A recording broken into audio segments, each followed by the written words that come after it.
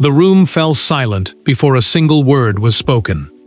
Prince William had entered expecting another routine review of family records, but what palace officials placed before him carried the name that could still stop both brothers in their tracks: Diana. Minutes later, Prince Harry was brought into the same disclosure. What they were told was not simply about inheritance. It was a final instruction from their mother, preserved for years, and it threatened to reopen everything they had tried to bury. Before we go deeper into what this really means for the royal family, make sure to subscribe so you don't miss a single update. William stared at the sealed file as an archivist explained why it had surfaced now. The restricted palace archive was a protected collection of family records kept away from ordinary estate papers, and this document had remained separated from material known to Diana's sons. That mattered because the message had not simply been misplaced. Someone had preserved it beyond their reach. When the seal was broken, the prince saw instructions dividing possessions between the brothers. Then he reached the sentence that changed everything. Diana had written that rank, duty, distance, and resentment must never permanently divide her sons. William stopped reading. He placed the paper down, pressed 2 fingers against the table, and said nothing. Harry took the page himself. His first response was anger. He demanded to know why their mother's words had been withheld for years, then looked directly at his brother. He understood the wound. Diana had feared the separation that now defined them. Harry searched William's face for an answer neither possessed. The future king admitted their mother had understood how responsibility might change them before either son understood it himself. The addendum, a short handwritten note attached to the main document, made the warning sharper.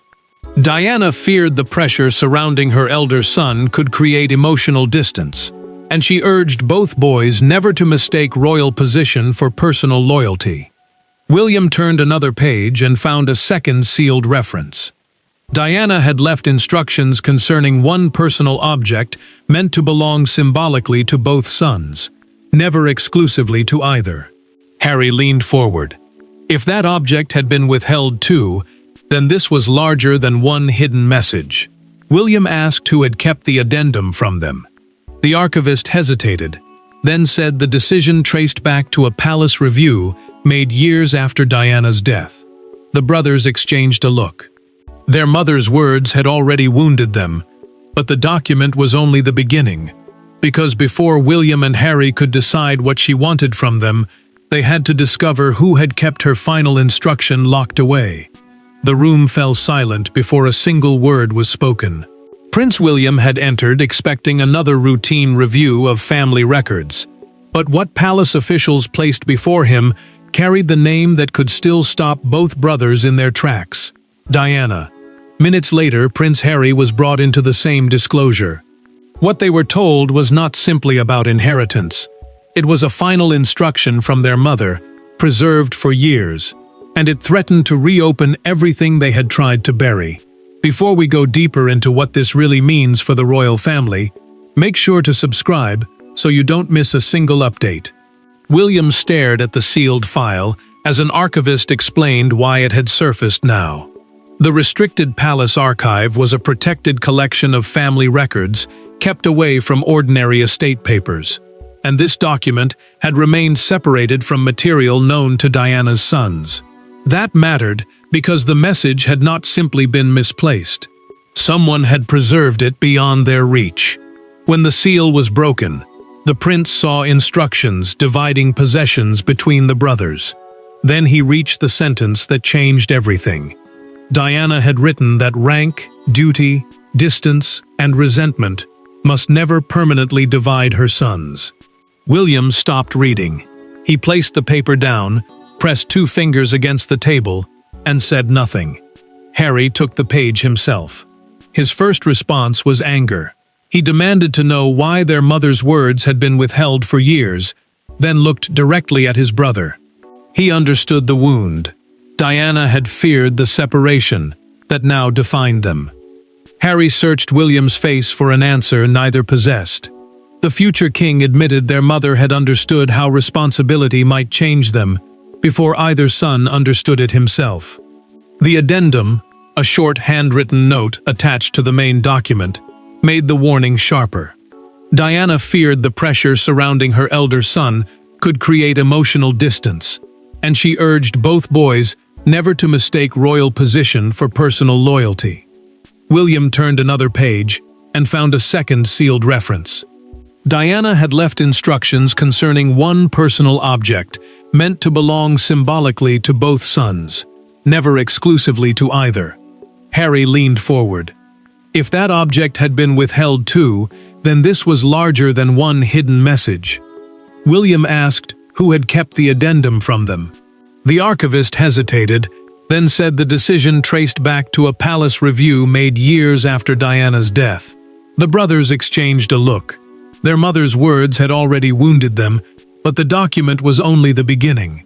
Because before William and Harry could decide what she wanted from them, they had to discover who had kept her final instruction locked away. For William and Harry, Diana was never merely part of royal history. She was the missing center of their childhood, the memory both men carried into completely different adult lives. Now her words had returned at the worst possible moment. One son stood at the heart of the monarchy, while the other had built a life outside it, and suddenly both were being forced to confront a message written before either man knew how far apart they would eventually stand. William asked everyone to leave the side room. The prince needed several minutes without aids, because his position as heir had demanded discipline, silence, and loyalty to the institution, even when those demands carried a personal cost. An heir is the person expected to inherit the throne, but to him, the title had never felt heavier than it did now. He reread Diana's warning, closed his eyes, and admitted quietly that it felt less like comfort than judgment. Her words had reached directly into the part of his life he had spent years controlling. Harry could not stay still. He moved back and forth near the fireplace, carrying a different wound. Years of conflict with the royal household had convinced him that distance was necessary, even protective. Yet the recovered message challenged that belief. He looked at William and said their mother would have hated what had happened between them. His voice broke before the sentence ended. William answered softly that both of them had known that long before the document appeared. The wording made the pain worse. Diana had not addressed one son as heir and the other as spare. She had written to them simply as her sons, placing no rank between them. That choice mattered, because their adult lives had become defined by exactly the hierarchy she had tried to strip away from the page. Harry read the line again. William did too. Neither could pretend the contrast was accidental. A palace archivist then returned with the paper trail. The addendum, meaning a short written addition attached to the main document, had been reviewed after Diana's death, but kept from direct family circulation. According to the documented archival record, advisors feared the wording could complicate decisions involving personal possessions and future royal responsibility. Harry immediately asked who made that recommendation. William leaned forward before the answer came. One name appeared again and again. A former senior household official had argued during a private Windsor meeting that the message should remain restricted. William and Harry could still disagree over what Diana wanted from them, but now they were staring at something harder to dismiss. A deliberate decision made years earlier. And that paper trail led straight back to one meeting the palace had spent years treating as routine. Long before the brothers became publicly divided, one quiet meeting had already shaped what they would one day be allowed to know. It happened behind closed doors at Windsor, years after Diana's death, when senior advisors reviewed the remaining private instructions attached to her estate. No cameras recorded the discussion. No announcement followed. Yet one decision made in that room would eventually reach forward through time and land directly between William and Harry. Charles received the recommendation after the meeting and immediately sensed its weight. Diana's possessions, letters, and private instructions had been passing through estate administration family custodianship, and palace protocol, meaning several trusted offices shared responsibility for deciding what should be preserved and what could be released. Most of that material had already been categorized or transferred. One addendum was different. It spoke directly about the future bond between her sons, and that made it far more dangerous in the eyes of those trying to manage royal life. The turning point came during a private Windsor review in 2004. A senior household official read Diana's warning that William and Harry must never allow duty or resentment to divide them, then argued that giving the message to both young men at that stage could emotionally destabilize them. William was already being prepared for heavier public responsibility. Harry was still finding his place under intense attention. The official feared the message could complicate royal planning. That recommendation became the point of no return. Charles paused over the final paragraph when the file reached him. He asked whether keeping a mother's words from her sons could truly be called protection. The official insisted the delay would be temporary. The king, then still carrying the burden of guiding both boys through the aftermath of Diana's death, did not look convinced. He placed his pen beside the file, rather than signing immediately, and left the room troubled. The paper trail became darker after that. A later archival notation changed the instruction from temporary restriction to retain under private family seal. A private family seal meant the material could remain closed to ordinary circulation until specifically reviewed. That single change allowed Diana's message to sit untouched for far longer than anyone had first discussed. Another notation made the decision even harder to defend. One household member had objected, warning in a documented account that William and Harry might one day see the concealment as manipulation rather than care. That warning was recorded. It was never acted upon. William now understood the truth. Their mother's message had not been forgotten. It had been consciously kept back. What had begun as grief was turning into anger, and when the surviving official finally entered the room, William no longer wanted an explanation written in palace language. He wanted an answer face to face. The confrontation did not begin with shouting. That made it worse. William remained seated when the former official entered, while Harry stood near the far end of the room with his arms folded. Between them sat Diana's recovered instruction. For several seconds, nobody moved. Then William asked the question that had been building since the seal was broken. Who gave anyone the right to decide when two sons were permitted to hear their mother's final words? The retired official had been brought privately to Windsor, with no press team and no formal audience waiting nearby. Only a legal advisor remained outside. A formal audience is an officially arranged royal meeting governed by protocol. But this encounter had been stripped of ceremony because William wanted an answer, not a performance. The official explained that Diana's language had seemed dangerously direct at the time. Both boys were grieving, both were under public pressure, and both were being pushed toward very different futures. He said the palace feared the message could deepen confusion rather than heal it. William pushed the document across the table. He said the question was no longer whether the original decision had once sounded reasonable. The problem was that it had lasted for years without either brother being told. Harry immediately stepped in. He accused the institution of taking private grief and turning it into something managed by committee. The former official answered that he had believed he was protecting them. Harry did not soften. Protection without truth, he said, could become control. The silence after that landed harder than the accusation. Under pressure, the official finally admitted the restriction had never been designed to last indefinitely. According to the documented record he had brought with him, the message was supposed to be reviewed when Harry reached a later stage of adulthood. That review never happened. William asked why. The official looked down before answering. Tension between the brothers had eventually changed the calculation. Once their relationship became strained, advisors feared releasing Diana's warning could look like an attempt to force reconciliation through their mother's memory. So they delayed again. Then they delayed longer. Silence became easier than responsibility. Harry stared at William, but this time the anger was no longer aimed across the room at his brother. William felt the same shift. For the first time since the document surfaced, both men were confronting the same decision rather than each other. Then William asked the final question. Who still had the personal object Diana intended both sons to share?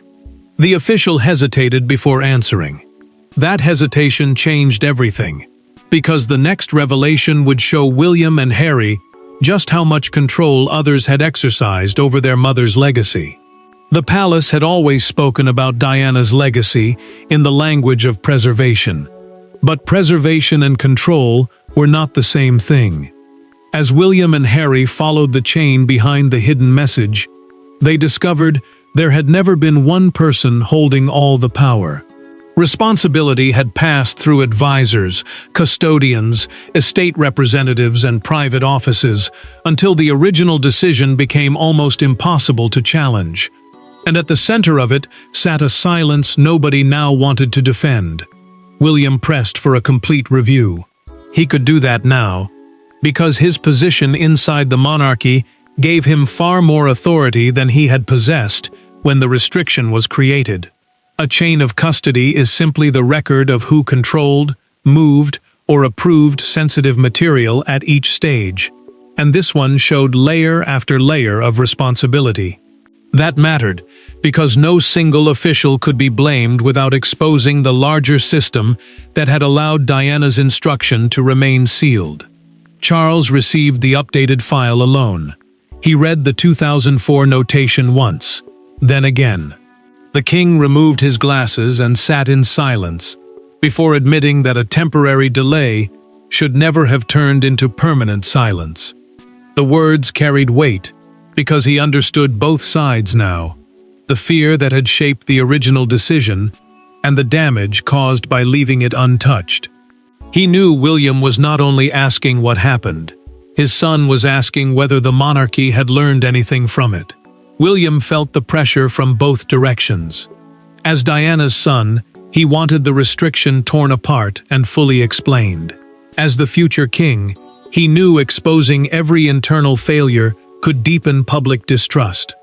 That conflict cut hard. If he protected the old decision, he would be repeating the same instinct he now condemned. If he destroyed it publicly, he risked turning his mother's final message into another institutional crisis. Then the review uncovered the missing object. Diana had left a small private keepsake tied to both boys' childhood, something meant to carry shared meaning rather than financial value. Officials had withheld it because they feared joint ownership could eventually create conflict. The decision was documented. So was the consequence. Charles acted immediately. He ordered the keepsake removed from restricted storage and placed temporarily in William's custody, but with one strict condition: no final decision could be made without Harry present. That condition was meant to protect equality. Instead, it reopened an old wound. Harry learned within minutes that the object had reached William first, and the fragile unity between them began to crack again. The palace had finally surrendered control of Diana's keepsake, but the moment it entered William's hands, Harry was forced to ask whether anything between the brothers could ever truly be equal. For a few hours, Diana's message had placed William and Harry on the same side. Then one small decision reopened the wound. When Harry learned that the shared keepsake had been delivered first to William, the symbolism was impossible to ignore. The elder son had once again been trusted with something before the younger one. Palace officials called it procedure. Harry saw the old hierarchy returning, and suddenly, their mother's plea for unity was being tested almost immediately. William received the sealed keepsake at Windsor, because he was already there, and because the archive transfer required a royal signatory to acknowledge custody. A royal signatory is simply the person formally responsible for accepting sensitive material on behalf of the household. But the explanation did little to change how the decision looked. Harry had been informed by telephone before the handover. He listened to the procedural language, said almost nothing, then ended the call abruptly. Harry called William later with the anger still close to the surface. He said the entire point of Diana's instruction was that neither brother should feel secondary when it came to their mother. If the first major decision after discovering her message still placed the elder son first, then what exactly had changed? William heard the accusation and pushed back. He was tired, frustrated, and no longer willing to carry blame for every system created around him. He had not asked to receive the object first, and he refused to pretend that being born first made every palace mistake his personal choice. The tension might have hardened there, but the keepsake changed the argument again. William opened only the outer storage case and found another short note attached inside. Diana's words were direct.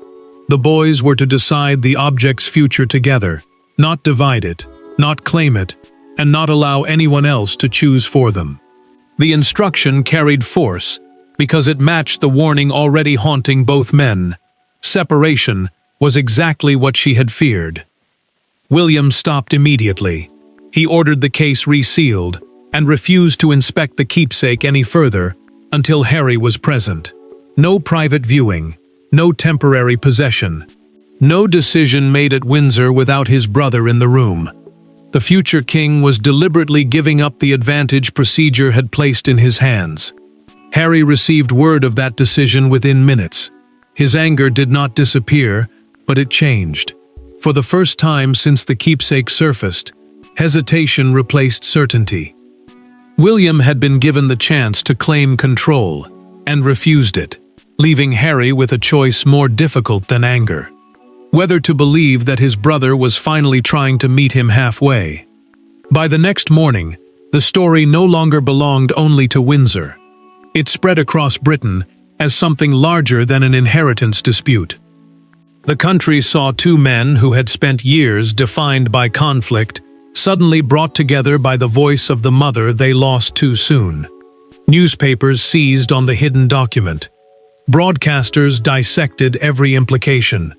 Yet one image outside Kensington Palace captured the public feeling better than any headline could. William immediately grew uneasy with the attention. The palace confirmed only a narrow set of facts. Diana had left private instructions to both sons.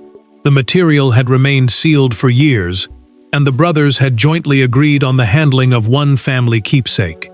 An archival record is the official written history of how important material is stored, reviewed, and released. And that detail now mattered, because the public was asking how such a personal message could remain restricted for so long. The prince feared a private act of reconciliation was already being turned into another test of loyalty to the monarchy. Harry felt a different kind of pressure.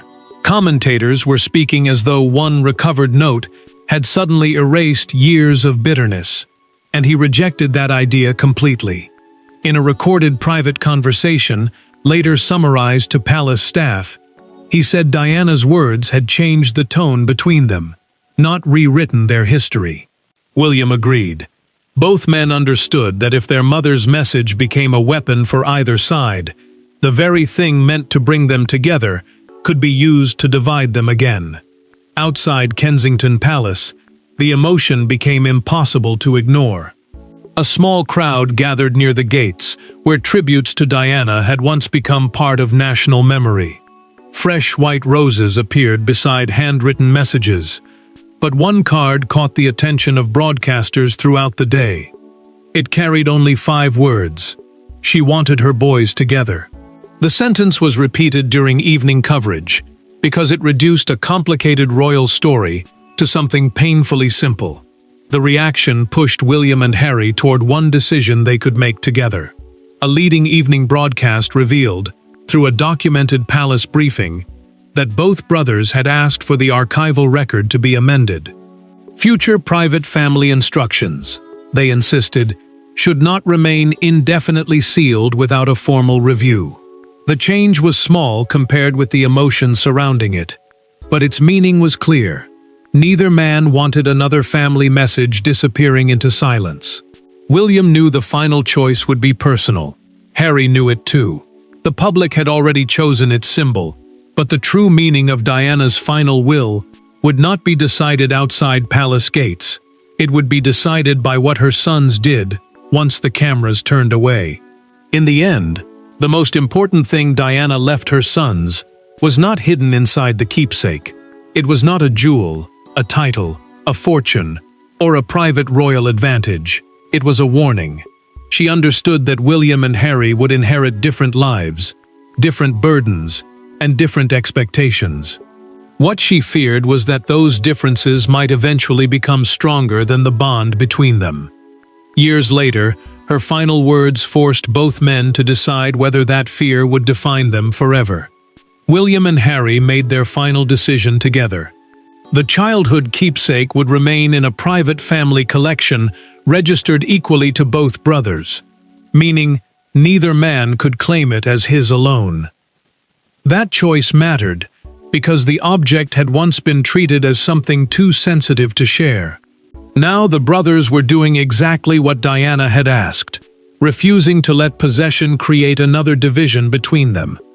The palace also closed the archival review, formally recording that her instruction had finally reached both intended recipients and that the original restriction had never been meant to last for decades. William returned to the document one final time before it was resealed. He rested his hand on the folder and admitted something neither rank nor duty could soften. Their mother could not repair their relationship for them. She could not erase the years of anger, public conflict, or choices that had pushed them apart. She could only remind them what was still worth saving. Harry listened without interrupting. Then he agreed. Harry did not pretend reconciliation meant forgetting everything. He said the disagreements were real, the hurt was real, and the distance between them had not appeared overnight. But permanent hatred was a different choice. That was the part they could still refuse. William understood the difference. For the first time, neither brother was asking the other to rewrite the past before moving forward. The brothers then requested one final addition to Diana's file. A joint annotation, a short written note permanently attached to an official record, would state that both sons had received her instruction together and had chosen to honor its intention together. The decision carried no royal advantage. It carried something more personal, ownership of the choice their mother had left them. William closed the archive case while Harry remained beside him. Neither brother took the keepsake. Neither walked out first. They left it where they had agreed it belonged and left together. That was Diana's final victory. Her will did not magically restore the brothers they had once been. It did something harder. It reminded William and Harry that beneath monarchy, exile, rank, anger, and years of conflict, they were still the two sons she feared losing to division. There was nothing left to uncover. The hidden decision had been exposed. The message had finally reached them, and Diana's final wish was no longer a palace secret. It had become a promise. Her greatest fear would not become their final legacy. Thanks for watching. Please don't forget to like and subscribe, and we will see you in next one.